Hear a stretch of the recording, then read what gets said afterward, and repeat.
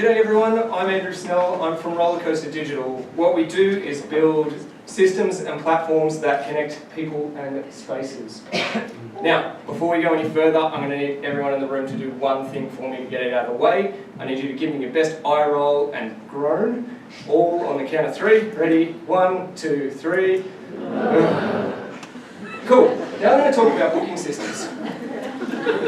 Anyone who has ever booked anything has had that frustration of trying to grab the right time, the right slot, the right thing, and thinking you've done it right, getting to that confirmation page where you've given your credit card numbers and going, Now, this was a problem that I never thought I'd be looking at, I never thought I'd be solving. What we faced ourselves with was an opportunity out of a program that came out of the ACT government that was all about reimagining sports ground booking systems in the ACT. Now, depending on what you're booking, depending on where you are, the way bookings are actually managed for public facilities could be anything from a smart form with a kind of standalone database and that sort of thing, to an Excel spreadsheet, to someone behind a counter writing it on a scrap of paper that is going to go in the shredder on a Thursday. Now, what we did was we started about 2.5 years ago now building a proof of concept for a system that changed that. We brought it together, we made something new. Out of that proof of concept, we were invited to commercialise the product, and since then have taken it to market. It's been in market for just over a month now. What we built and what we designed from the very outset was something that was in line with our mission, which is all about connecting spaces. It was about creating a way for people to interact with the assets and the facilities of their city and to use them, and for them to respond, and for that to be a seamless experience. Now, this is Gungahlin and Closed Oval. As you look at that, you might not realise the number of systems that are actually happening there. There's the surface that you book, sure. There's also the access control. There's also the lighting, the irrigation, the maintenance, the mowing, all of those things. And all of those things are either managed by a person or they're managed by a system. None of those systems talk together. And we went, I've got an app for that. That's where we started.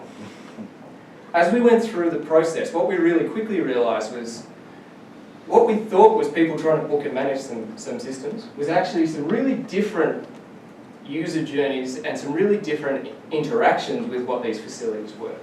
The top one's really simple. That's you and I, that's sporting clubs, that's community organisations, that's anyone who wants to use a booking. Very straightforward, you go through your line, you repeat. So you'd think. Then you come to the administration of that. You've got an organisation that's responsible for looking after that, telling people what's available to book and when they can have it, and deciding who gets what. Then you've got the people who they report to about how much money they've made on that public facility.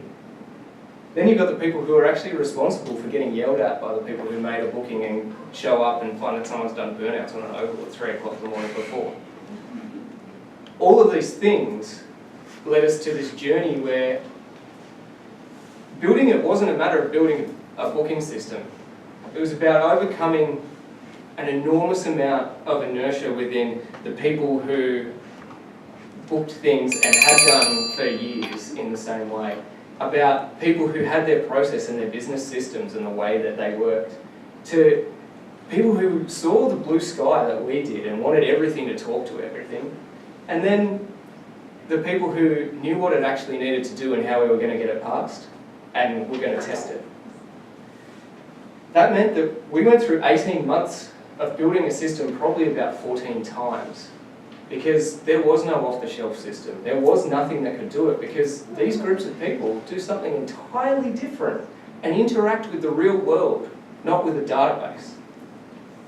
So what we did was build a system that was all around containers. It was around different systems within one system that talk to each other, that bring together an architecture and a design that let people feel at home and let people feel like they're actually using the facility when they're booking it.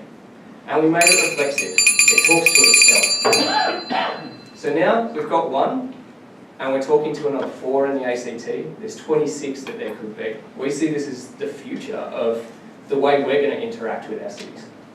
Thanks.